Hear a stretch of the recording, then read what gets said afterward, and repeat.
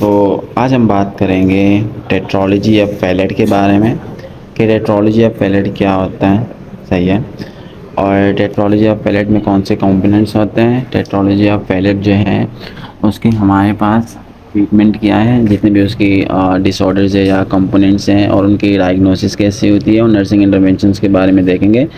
And कुछ NCLEX की भी कुछ क्वेश्चंस होंगे जिनको हम जो है वो देखेंगे। तो सबसे पहले तो यहाँ पे जो एक नॉर्मल हार्ट होता है, ठीक है, नॉर्मल हार्ट के बारे में देख लेते हैं कि नॉर्मल हार्ट क्या होता है। यहाँ पे नॉर्मल हार्ट में हमारे पास ये आयोटा, आपकी pulmonary artery, left ventricle, left atrium, left ventricle, right ventricle, right atrium, आपकी अपर चैम्बर्स, लोअर चैम्बर्स और सारी चीज़ें यहाँ पे आपको दिख रही है जो कि नॉर्मली यहाँ पे पड़ी हुई है।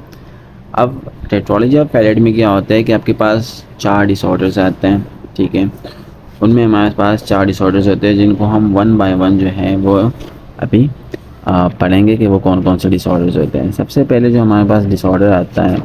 ठीक है, वो हमारे पास आता है स्टीनोसिस। अब इसको आप जो है वो पल्मोनरी स्टीनोसिस भी कह सकते हैं या स्टीनोसिस डायरेक्टली कह सकते हैं। इसमें हमारे पास क्या हो जाता है कि आपका जो है राइट वेंट्रिकुलर आउटफ्लो का जो ट्रैक होता है,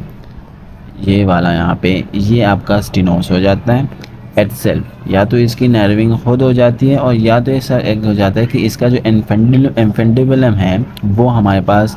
नैरो हो जाता है। इन्फेंडिबुलम ये जस्ट बिलो आपका जो पल्मोनरी वॉल्व है उसके नीचे होता है। तो आपका तो यह वॉल्व जो है वो खुद आपका स्टीनोस हो जाता है या नैरो हो जाता है, या आपका जो नीचे इन्फेंडिबुलम होता है वो ही जगह जो है नैरो या स्टीनोस हो जाती है। तो जब ये नैरो और स्टीनोस हो जाती है, आप खुद सोच जाए, ठीक है, कि एक हमारे पास ये वेंट्रिकल है, ठीक है, यहाँ से एक चीज़ बाहर जा रही है, वो एक पाइप के थ्रू या एक वॉल्व के थ्रू जा रही है। अगर उस वॉल्व को आपने बंद कर दिया, सही है, या वो वॉल्व जो है वो हमारे पास स्टीनोस हो गई, नैरो हो गई, तो यहाँ पे ऑब्वियस बात है कि प्रेशर बहुत ज़्यादा बढ़ेगी, ठीक है, और बहुत ही ज़्यादा मुश्किल होगा कि ब्लड जो है वो हमारे पास यहाँ से चला जाए हमारी पल्मोनरी सर्कुलेशन में। तो हमारे पास पहला वाला जो पल्मोनरी स्टीनोसिस आ गया, ठीक है, उसमें हमारे साथ नर्विंग हो जाती है, नर्विंग ऑफ द वेंट्रिकुलर्स, आउटफ्लो हो जाता है जो कि हमारे साथ पल्मोनरी वॉल्व है वो हमारे साथ स्टीनोस हो जाता है, या उसका जो इन्फेंडिबुलम है वो हमारे पास नैरो या स्टीनोस पड़ जाता है, जिसकी वजह से हार्डर हो जाता है कि ब्लड जो है वो हमारे साथ पल्मोनरी सर्कुलेशन में पहुंच पाए। अब इस चीज़ की वजह से हमारे पास क्या होगा कि हार्ट को बहुत ही ज़्यादा काम करना पड़ेगा और ही ज़ोर से स्क्वीज़ करना पड़ेगा कि वो अपने ब्लड को जो है वो लंग्स तक पहुंचा सके। तो इससे हमारे पास दूसरी डिसऑर्डर आते हैं जिनको हम कहते हैं राइट वेंट्रिकुलर हाइपरट्रॉपी, ठीक है। तो राइट वेंट्रिकुलर हाइपरट्रॉपी में हमारे पास क्या होता है कि आपका जो माइकार्डियम होता है, यहाँ पे ये माइकार्डियम है। अब बहुत ही ज़्यादा जब जब भी कोई मसल्स बहुत ज़्यादा यूज़ हो जाता है ना, बहुत ज़्यादा यूज़ हो जाता है तो वो मसल पंप हो जाता है, ठीक है, बढ़ जाता है वो। तो ये हमारे साथ जो ये माइकार्डियम है बहुत ही ज़्यादा इसकी यूसेज की वजह से माइकार्डियम हमारे पास जो है वो स्वेल हो जाता है, किस्म का पंप हो जाता है, ठीक है। जब वो हमारे पास पंप हो जाता है तो इसकी कंट्रैक्टिबिलिटी की जो एक्टिविटी होती है या कंट्रैक्टिबिलिटी की जो एबिलिटी होती है वो हमारे साथ कमज़ोर पड़ जाती है। एंड जब वो कमज़ोर पड़ जाती हैं, ठीक है, तो वो हार्ट जो है वो इस काबिल ही नहीं रहता कि वो ब्लड को सही से पंप कर पाए बॉडी में। तो सबसे पहला वाला हमारे साथ टेट्रोलॉजी ऑफ पैलेट में आया कि आपके पास क्या होता है, पल्मोनरी स्टेनोसिस होती है, जिसकी वजह से आपका राइट वेंट्रिकुलर हाइपरट्रॉपी हो जाता है, ठीक है। और उसकी वजह से दोनों चीज़ों की वजह से मुश्किल क्या पड़ रही है, मुश्किल ये पड़ रही है कि आपकी पल्मोनरी जो आपका सर्कुलेशन है उसमें ब्लड नहीं जा पा रहा है। Pulmonary circulation is affected by both of these disorders. इसके बाद जो हमारे साथ थर्ड वाला आता है वो हमारे साथ आता है कि एक बहुत ही ज़्यादा बड़ा वेंट्रिकुलर सेप्टल डिफेक्ट बन जाता है। अब वेंट्रिकुलर सेप्टल डिफेक्ट हमारे साथ क्या होता है कि देखो ये दोनों साइड्स के क्या है, वेंट्रिकल्स है, राइट एंड लेफ्ट। अब दोनों राइट एंड लेफ्ट के बीच में एक शंट होता है, एक वॉल्व के बीच में एक सुराख होता है, ठीक है, जिसको हम क्या कहते हैं, ventricular septal defect. Septum mean a valve, ठीक है, ventricular mean in between the ventriculars, तो वेंट्रिकुलर सेप्टल वो हो गए। और जब डिफेक्ट की बात आई तो मतलब आपके सेप्टम में कोई मसला है, तो जब इसके बीच में एक सुराख होता है तो इसको हम कहते हैं VSD या वेंट्रिकुलर सेप्टल डिफेक्ट। अब वेंट्रिकुलर सेप्टल डिफेक्ट दो तरीक़ों से आ सकता है, या तो वो हमारे साथ टेट्रोलॉजी ऑफ पैलेट के साथ आ सकता है,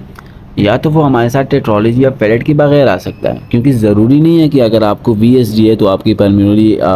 वॉश जो है वो हमारे साथ स्टीनोस हो या उसके साथ साथ हाइपरट्रॉफी हुई हो माइकार्डियम की, नहीं, ज़रूरी नहीं है वेंट्रिकुलर हाइपरट्रॉफी। अगर फर्ज करें वो हमारे साथ TOF के साथ हो तो फिर हमारे पास क्या होगा, देखो अब हमारे पास TOF के साथ हमारा बंदा आया हुआ है, ठीक है, जिसको हमारे साथ क्या है, टेट्रोलॉजी ऑफ पैलेट जो है वो है, ठीक है। अब टेट्रोलॉजी ऑफ पैलेट के साथ जब एक बंदा आया हुआ है तो आप मुझे खुद बताओ, ठीक है, यहाँ से ब्लड आ रहा है, ठीक है, यहाँ से ब्लड आ रहा है, यहाँ से ब्लड आ रहा है, फिर हमारे साथ ये राइट जो हमारे साथ आर्टरी में उससे राइट वेंट्रिकल तक भी आ रहा है, लेकिन इस राइट वेंट्रिकल से यहाँ पे अगर टेट्रोलॉजी ऑफ पैलेट होगी इंसान को, ठीक है, या बंदे को, तो वो टेट्रोलॉजी ऑफ पैलेट की वजह से एक चीज़ होती है जो कि अभी हमने पढ़ी कि क्या हो जाता है, पल्मोनरी स्टेनोसिस हो जाती है। अब यहाँ पे इसको पल्मोनरी स्टेनोसिस हुआ है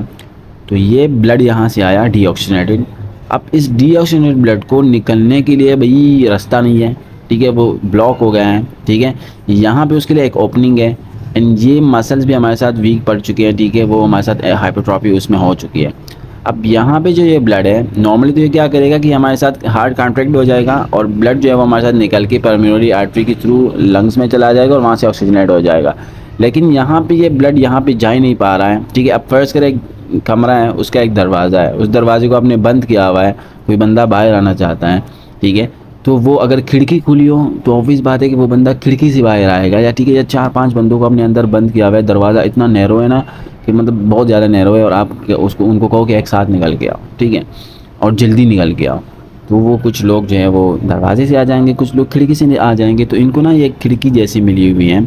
तो यहाँ पे प्रेशर बहुत ज़्यादा बढ़ रहा है, ब्लड आ रहा है आ रहा है आ रहा है आ रहा है, प्रेशर राइट साइड पे बढ़ जाता है और लेफ़्ट साइड पे हमारे साथ प्रेशर कम हो जाता है। तो जब राइट साइड पे प्रेशर बढ़ जाता है, लेफ़्ट साइड पे कम होता है, तो नेचुरली ही हमारे पास, जो कि हर एक बंदे की मतलब लॉजिकली ही बात है कि राइट आर्टरियम से आपका ब्लड चला जाएगा लेफ़्ट, राइट आर्टरियम से आ जाएगा आपके राइट वेंट्रिकल में एंड राइट वेंट्रिकल से आपका ब्लड जो है वो पल्मोनरी आर्टरी के थ्रू जाएगा, थोड़ा बहुत सही है, ठीक है, लेकिन वो मिक्स भी हो जाएगा आपके ऑक्सीजनेटेड ब्लड के साथ, मतलब आपकी लेफ़्ट वेंट्रिकल में भी वो ब्लड पहुंच जाएगा। तो यहाँ पे जो आपका ऑक्सीजनेटेड ब्लड होगा वो लाइक मिक्स हो जाएगा, ठीक है, फुली वो ऑक्सीजनेटेड ब्लड होगा ही नहीं, तो आपकी बॉडी में जो पूरी का पूरा ब्लड जाएगा, ठीक है, वो क्या जाएगा, वो मिक्स ब्लड जाएगा, वो पूरा हमारे पास ऑक्सीजनेटेड ब्लड नहीं होगा, ठीक है। तो यहाँ पे जो स्लाइड में लिखा है राइट वेंट्रिकुलर आउटफ्लो ऑब्स्ट्रक्शन, ये मैंने आपको बोल दिया कि राइट वेंट्रिकुलर आउटफ्लो ऑब्स्ट्रक्शन है। ऑब्स्ट्रक्शन कौन सा है, ये पल्मोनरी स्टेनोसिस है। तो लेफ्ट साइड में हमारे पास क्या हो जाता है, प्रेशर बढ़ जाता है, ठीक है। अब प्रेशर बढ़ गया तो यहाँ पे रेजिस्टेंस उसको उसके लिए बड़ा है, यहाँ पे एक विंडो उसके लिए खुली है, तो ऑब्वियस बात है कि खून हमारे पास कहाँ आ जाएगा, लेफ़्ट वेंट्रिकल पे आ जाएगा, ठीक है, क्योंकि राइट वेंट्रिकल में क्या है हमारे पास ज़्यादा है वर्चुलेंस, ठीक है। अब दूसरा हमारे पास क्या होता है कि TOF के बगैर एक चीज़ होती है टेट्रोलॉजी ऑफ पैलेट के बगैर। अब टेट्रोलॉजी ऑफ पैलेट के बगैर जब है तो अब मेरी बात सुनो, यहाँ पे भी ब्लड है, यहाँ पे भी ब्लड है, ठीक है, पर यहाँ पे की जो ब्लड है उसको नॉर्मली अपना रास्ता पता है भाई कि मुझे यहाँ से जाना है, सही है, ये रास्ता उसके लिए खुला है, यहाँ पे ये रास्ता बंद था तो इसलिए वो ब्लड जो है वो शंट हो पा रहा था और यहाँ पे प्रेशर बन पा रही थी कि वो लेफ़्ट वेंट्रिकल में जाए। लेकिन जो हमारे पास TOF है, ठीक है, TOF है हमारे पास जो टेट्रोलॉजी ऑफ पैलेट के बगैर है हमारे पास, ठीक है, उसमें क्या होता है कि आपके यहाँ स्टेनोसिस नहीं है। जब यहाँ पे स्टेनोसिस ही नहीं है तो यहाँ पे प्रेशर बनेगा ही नहीं, ठीक है, तो प्रेशर ऑलरेडी ही आपकी लेफ़्ट वेंट्रिकल्स में बढ़ा हुआ होगा, ठीक है। जब लेफ़्ट वेंट्रिकल में प्रेशर बढ़ा हुआ होगा तो हम नॉर्मली पढ़ते हैं कि जहाँ पे प्रेशर बढ़ा होता है वो वहाँ पे जाता है जहाँ प्रेशर कम होता है, ठीक है। तो ये आपका जो लेफ़्ट वेंट्रिकल का ब्लड होगा जो कि ऑक्सीजनेटेड होगा वो आके वापस जो है वो राइट वेंट्रिकल में जाएगा, ठीक है, लेफ़्ट वेंट्रिकल से आके राइट वेंट्रिकल में जाएगा, कुछ आयोटा में चला जाएगा लेकिन कुछ राइट आर्टरियम में आ जाएगा, ठीक है, और उसके बाद वो दोबारा आपके लंग्स में जाएगा। तो ऑक्सीजनेटेड ब्लड दोबारा लंग्स में जाएगा, ऑक्सीजनेटेड ब्लड दोबारा लंग्स में जाएगा। तो यहाँ पे आपके पास एक फ़ायदा क्या होता है कि आपका जो है वो डीऑक्सीजनेटेड ब्लड आपकी बॉडी में नहीं घूम रहा होता है, लाइक आपका ब्लड जो है वो मिक्स नहीं होता, आर्टरीज में ऑक्सीजनेटेड होता है और वेंस में डीऑक्सीजनेटेड होता है। लेकिन अगर TOF के साथ बंदा है तो उसकी पूरी की पूरी जो ब्लड होती है ना वो हमारे साथ मिक्स्ड होती है, जैसे फीटल लाइफ में मिक्स्ड होती है ना, वैसे की वैसे ही मिक्स्ड होती है। तो TOF के साथ जो बंदा होता है उसमें मोस्टली हमें क्या देखने को मिलता है, साइनोसिस देखने को मिलता है। वो इस वजह से मिलता है क्योंकि हमारे साथ राइट साइड का जो डीऑक्सीजनेटेड ब्लड होता है वो लेफ्ट साइड के ऑक्सीजनेटेड ब्लड के साथ मिक्स होता है और फिर थ्रू आयोटा पूरी बॉडी में जाता है, तो इसलिए उसमें साइनोसिस आपको देखने को मिलती है। अच्छा, अब इसमें जो फोर्थ चीज़ है वो हमारे साथ ओवर राइडिंग ऑफ आयोटा है। अब ओवर राइडिंग ऑफ आयोटा हमारे पास क्या होता है कि या तो यह कब आपका आयोटा जो है वो सीधा आके आपके वेंट्रिकल पे जो है, जो हमारे साथ आपका आयोटा आके जो हमारे साथ ये वेंट्रिकुलर सेप्टल डिफेक्ट है सीधा आके इस डिफेक्ट पे बैठ जाएगा, ठीक है। तो ओवर राइडिंग ऑफ आयोटा हो गया, मतलब आपका आयोटा जो है वो ओवर राइड कर रहा है, ठीक है। या तो आके सीधा ये सेप्टम पे पड़ा होगा, या तो आपके साथ ही थोड़ा सा जो है वो राइट की तरफ हो गया होगा, राइट वेंट्रिकल की तरफ हो गया होगा, अपनी जगह को छोड़ के थोड़ा नीचे होगा आयोटा। आयोटा का नॉर्मली होना कहाँ चाहिए, वो उसका देखो आयोटा का नॉर्मली कहाँ पे होना चाहिए, लेफ्ट साइड पे होना चाहिए। लेकिन यहाँ भी क्या हुआ होता है कि भाई आयोटा जो है वो थोड़ा सा टिल्ट कर गया होता है आपके राइट साइड की तरफ, या वो बिल्कुल ऊपर जो है हमारे साथ जो वेंट्रिकुलर सेप्टल डिफेक्ट है उसके ऊपर ही पड़ा होता है। तो इसकी वजह से हमारे साथ क्या होता है कि हमारे पास जो डीऑक्सीजनेटेड ब्लड होता है, ठीक है, वो हमारे साथ राइट टू लेफ्ट शंट होता है। जैसे पहले मैंने बोला राइट टू लेफ्ट शंट होता है, आपका डीऑक्सीजनेटेड ब्लड जो है वो हमारे साथ मिक्स हो जाता है ऑक्सीजनेटेड ब्लड के साथ और पूरी की पूरी बॉडी में मिक्स ब्लड जाता है, ठीक है। बस यही है इसमें, ठीक है। और राइडिंग ऑफ आयोटा में हमारे पास क्या हो जाती है कि आपकी आयोटा जो है, ठीक है, या आपकी आयोटा जो है वो डायरेक्टली आके आपकी वेंट्रिकल जो वेंट्रिकुलर सेप्टल डिफेक्ट है उसके ऊपर आएगी, या राइट जो आपकी वेंट्रिकल होती है उसकी तरफ थोड़ी सी टिल्टेड होती है, तो उसकी वजह से आपकी ब्लड जो है वो लेफ्ट वेंट्रिकल से आके राइट वेंट्रिकल में जाती है और वहाँ से एक किस्म की मिक्स ब्लड जो है मतलब डीऑक्सीजनेटेड ऑक्सीजनेटेड के साथ मिक्स हो जाती है और पूरी की पूरी बॉडी में जाती है। अच्छा, अब यहाँ पे ओवर राइडिंग ऑफ आयोटा में हमारे पास दो किस्में अब आते हैं कि अगर आपके साथ लेस ऑब्स्ट्रक्शन हो और दूसरा आपके साथ क्या होता है कि मोर ऑब्स्ट्रक्शन हो आपके पास। अब लेस ऑब्स्ट्रक्शन हमारे पास अगर होगा तो हमारे पास क्या होगा कि अब वही पुरानी वाली बात जो परम्यूनरी स्टेनोसिस में हमने की कि यार अगर आपके साथ लेस ऑब्स्ट्रक्शन हो, परम्यूनरी स्टेनोसिस आपके साथ कम हो, ठीक है, ये सारी चीज़ें एक दूसरे के साथ कनेक्टेड है। अगर परम्यूनरी स्टेनोसिस आपके साथ कम हो या ऑब्स्ट्रक्शन की बात परम्यूनरी स्टेनोसिस की ही हो रही है, तो वही पुरानी बात है, अगर परम्यूनरी स्टेनोसिस कम हो तो फिर हमारे साथ लेफ्ट से राइट में ब्लड आएगा और वो वापस से आपके लंग्स में जाएगा, तो उससे आपकी बॉडी में साइनोसिस आपको देखने को नहीं मिलेगी। आपकी टिश्यूज़ को जो ब्लड मिलेगा कम मिलेगा पर ऑक्सीजनेटेड मिलेगा, ठीक है। और अगर ऑब्स्ट्रक्शन आपके साथ ज़्यादा हो तो वही परम्यूनरी स्टेनोसिस वाली बात जो है वो आप यहाँ पे भी अप्लाई कर सकते हो, क्योंकि चारों के चारों जो है वो एक दूसरे में लाइक घुसे हुए हैं, ठीक है, सारे एक दूसरे के साथ ही आते हैं, रिलेटेड है एक दूसरे के साथ। तो फिर अगर ऑब्स्ट्रक्शन बहुत ही ज़्यादा हो, ठीक है, तो प्रेशर हमारे साथ राइट साइड भी ज़्यादा बनेगा, तो वो ब्लड जो है वो राइट टू लेफ्ट साइड जाएगा और आपकी बॉडी में मिक्स्ड ब्लड जो है वो घूमेगा फिरेगा, ठीक है। और टिश्यू की परफ्यूजन जो हमारे साथ क्या होगी वो कम होगी, लेस O2 जो है वो हमारे पास जाएगा टिश्यूज़ में। तो उसके हमारे साथ क्या होता है कि हमारे साथ साइनोसिस वगैरह आती है, सिस्टमिक सर्कुलेशन में आपकी मिक्स्ड ब्लड होगा, सही है। तो यहाँ भी जो मेन कॉन्सेप्ट जो हमने परम्यूनरी स्टेनोसिस और इसमें पढ़ा, ठीक है, कि अगर आपके साथ परम्यूनरी स्टेनोसिस, अगर आप सिर्फ परम्यूनरी स्टेनोसिस को जो है वो जान सको कि परम्यूनरी स्टेनोसिस क्या होता है, आपका परम्यूनरी वॉल्व जो है वो स्टेनोस हो गया है, ठीक है। जब वो स्टेनोस हो गया, अगर ज़्यादा स्टेनोस हो गया तो ऑब्स्ट्रक्शन ज़्यादा है, अगर कम स्टेनोस हुआ है तो ऑब्स्ट्रक्शन कम है। अगर ज़्यादा ऑब्स्ट्रक्शन वहाँ पे हुई है तो इसका मतलब ये है कि राइट साइड पे प्रेशर बढ़ेगा और ब्लड जो है वो राइट टू लेफ्ट जाएगा और पूरी बॉडी में सर्कुलेशन में हमारे पास क्या होगा, पूरी की पूरी सिस्टमिक सर्कुलेशन में हमारे साथ मिक्स्ड ब्लड जाएगा। अगर फर्ज करें वो हमारे साथ ऑब्स्ट्रक्शन कम है आपकी, ठीक है, ऑब्स्ट्रक्शन कम है, तो फिर क्या होगा, आपकी लेफ्ट साइड पे प्रेशर ज़्यादा होगा और लेफ्ट साइड का ब्लड जो है वो आपके राइट साइड पे आएगा, तो उससे आपकी सिस्टमिक सर्कुलेशन में मिक्स्ड ब्लड नहीं जाएगा, तो आपको टिश्यू परफ्यूजन का इतना मसला नहीं होगा। अब सिम्टम्स में सबसे पहले हमारे पास आता है टेट स्पेल्स, ठीक है। अब टेट स्पेल्स क्या होता है, जब बच्चा जो है वो कोई एक्टिविटी करता है या बच्चा जो है वो रोता है, ठीक है, तो उसको टेट स्पेल्स आ जाते हैं, ठीक है। अगर टेट स्पेल को प्रोलॉन्ग छोड़ा जाए, ठीक है, तो टेट स्पेल हमारे साथ क्या होता है, फिट्स इससे आ सकते हैं फिर बच्चे को। तो टेट स्पेल्स से वजह से हमारे साथ ये, हमारे साथ इसको हम ना साइनोटिक स्पेल्स भी कह सकते हैं, क्योंकि ये बच्चा जो ब्लूइश अपीयरेंस उसकी हो जाती है, जैसे ही उसको टेट स्पेल्स आ जाते हैं बच्चा ब्लूइश कलर का हो जाता है, ठीक है। हाइपोक्सिया हो जाता है। हाइपोक्सिया ऑब्वियसली अगर साइनोसिस आ रही है तो that will be due to some kind of hypoxia ना, तो 65 to 85% हमारे पास क्या हो जाता है, उसकी सेचुरेशन आती है। जो हमारे साथ ओल्डर चिल्ड्रंस होते हैं उनमें आपके साथ क्लबिंग ऑफ फिंगर्स आपको नज़र आएगी। पॉलीसाइथीमिया आएगा, ठीक है, ब्लड क्लॉट्स की रिस्क होंगे। अब पॉलीसाइथीमिया हमारे साथ क्यों होगा, क्योंकि यार देखो टेट्रोलॉजी ऑफ फैलेट है, ब्लड सारा सारा मिक्स हो रहा है, ठीक है, मैंने आप लोगों को बोला सारे टेट्रोलॉजी ऑफ फैलेट में हमारे साथ ऑब्स्ट्रक्शन ज़्यादा होती है, ठीक है। तो आपके राइट साइड से डीऑक्सीजनेटेड ब्लड जो है वो जा रहा होता है आपके लेफ्ट साइड में, और वो आपकी ऑक्सीजनेटेड ब्लड के साथ मिक्स होके पूरी की पूरी बॉडी में जाता है, और वो मिक्स ब्लड जाता है भाई। जब मिक्स ब्लड जाएगा तो ऑक्सीजन उसमें कम होगी, तो बॉडी को क्या लगेगा यार कि ब्लड कम है,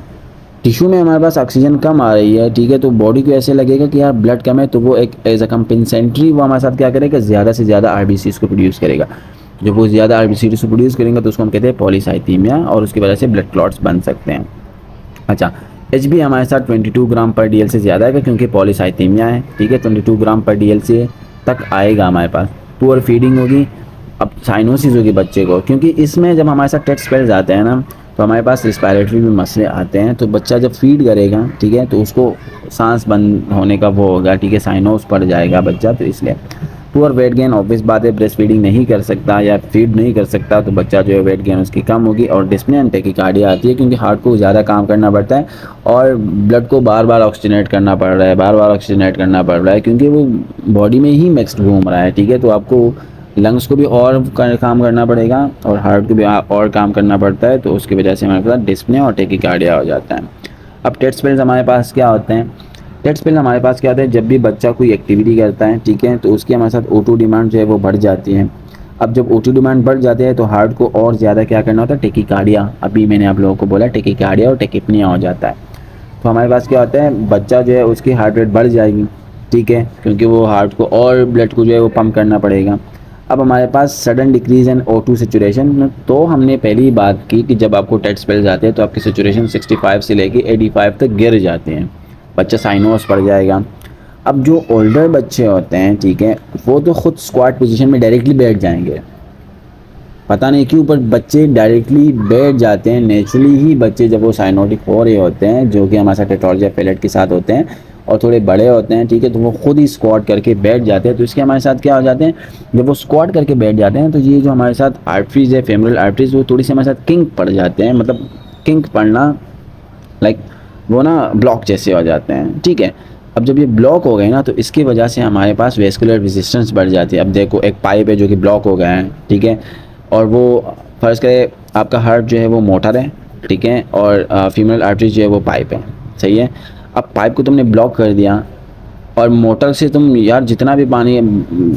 कर रहे हो कि वो आए आए, लेकिन वो हमारे पास क्या होगा, वो पाइप को अगर तुमने ब्लॉक किया तो मोटर पे प्रेशर बनेगा, प्रेशर बनेगा, प्रेशर बनेगा, और हमारे पास पाइप के अंदर भी प्रेशर बनेगा और रेजिस्टेंस बनेगी। सेम चीज़ यही हो रही है, आपकी आर्टरीज जो है वो ब्लॉक पड़ जाती हैं, ठीक है, और हार्ट उसको पंप करता है, पंप करने की कोशिश करता है, लेकिन आपकी आर्टरीज यहाँ पे ब्लॉक है तो वेस्कुलर रेजिस्टेंस बढ़ जाती है, और जब यहाँ पे वेस्कुलर रेजिस्टेंस बनेगी तो ये पूरा का पूरा जोर जाएगा कहाँ पे, हार्ट पे जाएगा, और जब हार्ट पे गया तो आपके लेफ़्ट वेंट्रिकल में क्या हो जाएगा, लेफ़्ट वेंट्रिकल में आपका प्रेशर बढ़ जाएगा, और जो फ्लो हो रहा था ना, जो कि ऑब्स्ट्रक्शन के साथ हो रहा था, इफ़ यू रिमेंबर, ठीक है, पल्मोनरी स्टेनोसिस में भी मैंने बोला था कि पल्मोनरी स्टेनोसिस अगर ज़्यादा हो तो उसके साथ हमारे साथ क्या होता है, राइट टू लेफ्ट ब्लड आता है क्योंकि वहाँ प्रेशर बढ़ा होता है। लेकिन यहाँ पे जब बच्चा बैठ जाएगा, किंकिंग ऑफ दी फीमेल आर्टरीज हो जाएगी, ठीक है, तो वो जब हमारे साथ किंकिंग बढ़ जाएगी तो अब हमारे पास ब्लड जो है वो निकल तो नहीं रहा है ना हार्ट से, तो हमारे पास लेफ़्ट साइड में भी ब्लड जमा स्टार्ट हो जाता है, ठीक है। जब वो वहाँ पे जमा होने लगता है तो वहाँ पे भी प्रेशर बढ़ता है, इवेंचुअली प्रेशर वहाँ का जो लेफ़्ट साइड का होता है वो बढ़ जाता है राइट साइड से, और आपका जो ऑक्सीजनेटेड ब्लड होता है वो आपके राइट साइड तक जाने लगता है, और आपका जो जितना भी वो डीऑक्सीजनेटेड ब्लड के साथ वापस लंग्स तक जाता है, तो उससे हमारे पास बॉडी भी साइनोसिस पे इफेक्ट नहीं पड़ता क्योंकि मैक्स ब्लड नहीं आता, और थोड़े टाइम के लिए हमारे पास जो है जो लेफ़्ट साइड पे अपना ब्लड होता है जो कि ऑक्सीजनेटेड होता है, प्रेशर बढ़ा हुआ होता है तो ऑक्सीजनेटेड ब्लड तो नहीं आता, पर अपना जो डीऑक्सीजनेटेड ब्लड तो नहीं आता वहाँ पे, पर अपना जो ऑक्सीजनेटेड ब्लड है, ठीक है, वो सारा का सारा बॉडी में आ रहा होता है, और आपकी जो साइनोसिस होती है वो कम हो जाती है, शंटिंग जो है वो टेम्परेरी रिवर्स हो जाती है और बंदा जो है वो नॉर्मल में आ जाता है। अब यहाँ पे एनक्लेक्स के कुछ क्वेश्चंस हैं, ठीक है, तो 5 एनक्लेक्स टिप्स मतलब बताए गए हैं यहाँ पे। सबसे पहले हमारे पास है, जब हमारे बच्चे को इन्फेंट को हमारे साथ एपिसोड आ रहा होता है तो आपने उसको नी टू चेस्ट पोजीशन में रखना है। नी टू चेस्ट पोजीशन कैसा होता है, नी टू चेस्ट पोजीशन ऐसी होती है कि आपने फ़र्ज़ करें ये हमारे साथ बच्चा है, ठीक है, ये उसकी पाव है, ठीक है। तो आपने क्या करना है, आपने बच्चे की नीज़ को उसकी एब्डोमेन तक क्या करना है, लेके आना है, ताकि उसकी चेस्ट के साथ वो लग जाए। बच्चों को पाँव से ऐसे पकड़ के ना, उनके पाँव, उनकी ना नीज़ को हम चेस्ट के साथ लगा लेते हैं, ठीक है। तो उसको हम क्या कहते हैं, उसको हम कहते हैं कि ये आपका क्या है, नी टू चेस्ट पोजीशन है। तो जब आप ये नी टू चेस्ट पोजीशन करोगी तो हमारे साथ किंकिंग आ जाएगी आपकी किस चीज़ की, जब किंकिंग आ जाएगी आपकी फेमरल आर्टरीज़ की, तो बाकी का किस्सा मैंने ऑलरेडी बता दिया है। अब प्रिवेंशन इसकी क्या होगी, प्रिवेंशन इसके ये होंगे कि आपने क्या करना है कि सबसे पहले तो आपने जो है बच्चे के क्या करना है, इंटरप्ट नहीं करना है स्लीप में, ठीक है। सबसे पहले तो हमने पढ़ लिया कि आपने नी टू चेस्ट पोजीशन में डालना है, ठीक है। दूसरा जो हमने प्रिवेंट करना है, वो हमने क्या करना है कि हमने बच्चे को नींद से अचानक से नहीं उठाना, और हमने एक ऐसा एनवायरनमेंट प्रोवाइड करना है कि बच्चा अचानक से ना उठे, क्योंकि जब बच्चा उठता है अचानक से तो उसकी वजह से उसको टेट स्पेल्स आ सकते हैं। दूसरा हमारे पास जब बच्चा रो रहा होता है तो उसको पेसिफायर दिया जाए, ठीक है, क्योंकि उससे बच्चे की क्राइंग जो है वो कम हो जाती है। स्मॉल एंड फ्रीक्वेंट मील्स देंगे, क्योंकि हमने ऑलरेडी बोला कि पुअर फीडिंग होती है उसकी, और फीडिंग की वजह से उसको टेकिपनिया हो जाता है, तो बच्चे पे असर बढ़ता है, हार्ट रेट भी बढ़ जाता है, तो उससे फिर दोबारा से टेट स्पेल्स आने की वो हो सकती है, ख़तरे हो सकते हैं। तो हमने वो क्या करना है, कम करना है। स्वाडल और hold the infant during procedures, और हमने जो है जब भी हमारे पास जो है कोई प्रोसीजर हम करते हैं तो हमने बच्चे को स्ट्रेस नहीं देना, बच्चे को होल्ड करना है या स्वाडल करना है, ताकि बच्चा काम रहे, ठीक है, और उसको टेट स्पेल ना आए।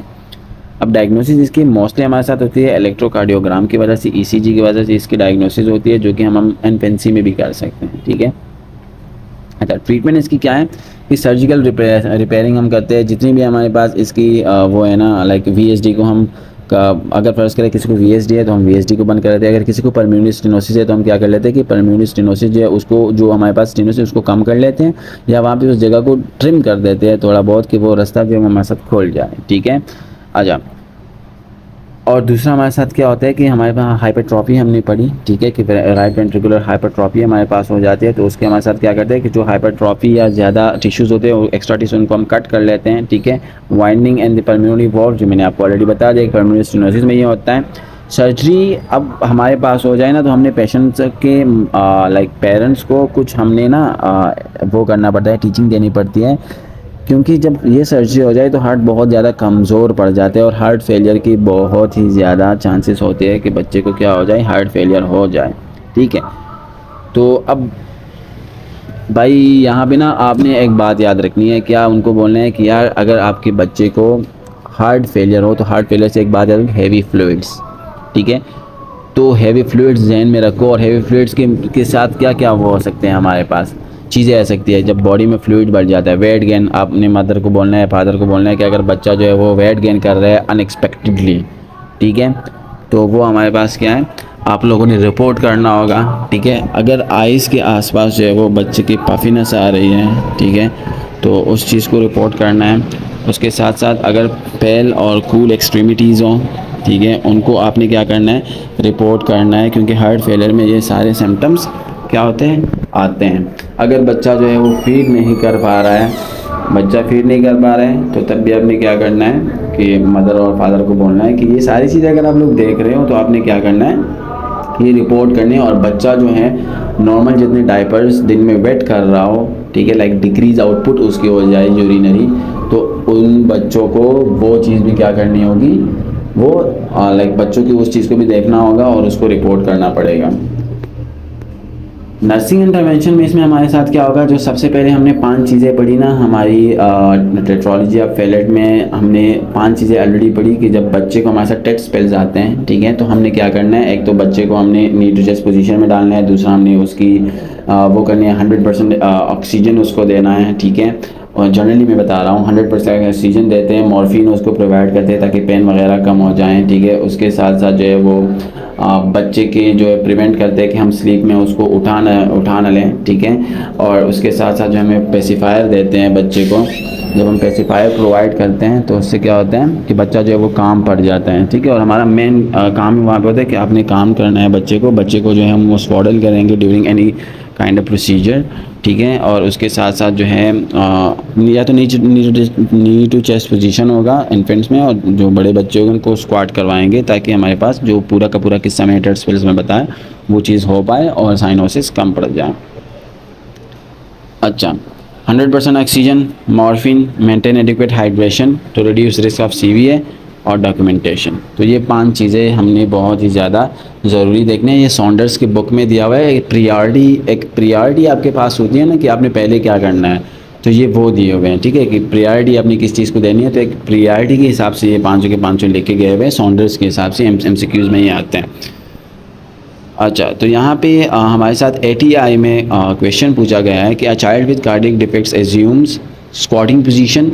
जब एक बच्चा को कार्डियक डिफेक्ट होता है, ठीक है, तो जब वो स्क्वाटिंग पोजीशन करता है तो उससे उसको क्या फ़ायदा होता है। बाकी ऑप्शन तो यहाँ नहीं लिखे हैं, पर सही ऑप्शन जो है वो लेस डेस्मिया उसको होता है, या और भी चीज़ें आप कर सकते हो कि इसकी साइनोसिस कम हो जाती है। एक और चीज़ ये वहाँ पे ऑप्शन कहीं और भी अगर आ गया है कि बच्चा हमारे पास क्या कर लेता है, उसकी हमारे पास जो है वो फेरेब्रल वेस्कुलर रेजिस्टेंस बढ़ जाती है। तो पूरा का पूरा फ्लो चार्ट जो मैंने आप लोगों को पढ़ाया था उसको याद करना होगा। हिस्सी में एक क्वेश्चन पूछा गया है, ठीक है, कि infant which action with hypercyanotic spells आकर। अब हाइड्रोसाइनोटिक स्पेल्स जो है वो हमारे साथ टेट स्पेल्स हैं, तो हमने उसमें पोजीशन क्या बढ़ा था कि नी टू चेस्ट पोजीशन करवाना है। अब सॉन्डर्स में हमारे साथ एक बच्चा है, टेट्रोलॉजी ऑफ फेलेट हुआ है, ठीक है, और उसको हमारे पास टेट स्पेल्स भी आ रहे हैं, तो हमारे साथ प्रायोरिटी क्या होगी, ठीक है। तो सबसे पहले हम नी टू चेस्ट पोजीशन करेंगे, 100% ऑक्सीजन देंगे, मॉर्फिन देंगे, और फिर IV फ्लूइड्स देंगे और डॉक्यूमेंट करेंगे इस चीज़ को। तो ये आपका NCLEX की क्वेश्चन हो गई 3 इसके बारे में। अच्छा, अब कॉन्जेनिटल हार्ट डिफेक्ट्स की ट्रीटमेंट जो हमने पढ़ी कि हम सर्जिकल ट्रीटमेंट वगैरह करते हैं, तो हमें कैसे पता चलेगा कि ट्रीटमेंट जो है वो हमारे पास काम कर गया है, ठीक है। तो सर्जिकल रिपेयर्स इसकी ट्रीटमेंट है, तो इसको हम कैसे पता चलेगा, या तो एब्सेंस ऑफ साइनोसिस होगी बच्चे में विद फीडिंग, लिप्स से हमारे साथ पिंकिश नहीं नज़र आएंगे जब वो रोएगा, और रिस्पायरेटरी रेट हमारे साथ नॉर्मल में होगा, क्योंकि विद टेट्रोलॉजी ऑफ फेलेट हमारे साथ टेकिपनी आ रहा था ना। तो अब अगर टेकिपनी को अपने कवर कर लिया है, सही कर लिया है, तो अब तो चाहिए ना कि वो ब्रीथिंग रेट जो है वो कम हो। उसके साथ साथ जो है हमारे पास सर्जिकल रिपेयर में के बाद जो हमने अभी पढ़ा कि आपने टीचिंग क्या देनी है, वही देनी है कि आपका बच्चा वेट गेन करें, पफिनेस अराउंड द आइज़ आ जाए, कोल्ड एक्सट्रीमिटीज़ हो बच्चे की, ठीक है, फीडिंग में वो बच्चा डिफ़िकल्टी हो रही है, उसको साइनोसिस पड़ रही है, उसको टेकिपनिया हो रहा है आपके बच्चे को, या वेट डाइपर्स जो है उसके कम आ रही हो, ठीक है, और डिक्रीज फीडिंग वगैरह हो। तो ये सारी चीज़ें आपने मदर एंड फादर को समझानी है, ये चीज़ें वो रिपोर्ट करें। And thank you so much. It was थोड़ा सा डिटेल में, पर मुझे लगता है कि ज़रूरी था। और इस अगर आप कॉन्जेनिटल हार्ट डिफेक्ट्स पढ़ोगे तो इसमें मेन जो आपको चीज़ें नज़र आएगी, ये सारी चीज़ें नज़र आएगी। तो टेट्रोलॉजी ऑफ फेलेट को अगर आप लोग समझ गए तो आप समझे कि आपकी पूरी की पूरी हार्ट का जो कॉन्जेनिटल हार्ट डिफेक्ट्स है उसकी जो जितनी भी बीमारियाँ होगी आपने उनको कवर कर लिया, ऐसे आप सोचें, क्योंकि नीचे सारी चीज़ें इन चीज़ों से रिलेटेड होती हैं।